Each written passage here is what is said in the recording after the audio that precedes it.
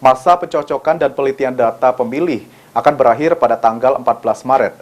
Masyarakat yang belum dicoklit diharapkan segera melapor ke petugas Pantarli atau PPS setempat.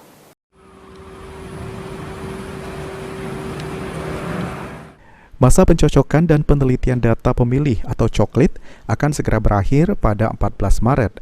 Selanjutnya, Komisi Pemilihan Umum Kabupaten Oku meminta masyarakat yang belum dilakukan coklit untuk segera melapor ke petugas Pantarli atau PPS setempat. Menurut Ketua KPU Oku, Naning Wijaya, ada beberapa desa yang saat ini sudah selesai dilakukan coklit. Namun, ada juga yang masih belum selesai dengan berbagai kendala.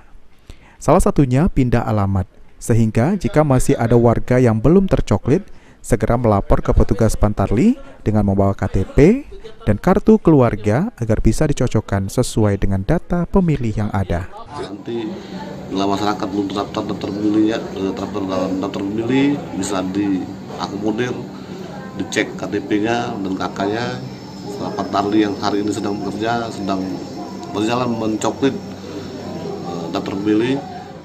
Dikatakan Naning, pihaknya berharap seluruh masyarakat bisa terdata sebagai pemilih. Oleh karena itu, pihaknya menekankan kepada para petugas Pantarli agar benar-benar melakukan coklit agar hak masyarakat sebagai pemilih terpenuhi. Ari Pranika, PAL TV.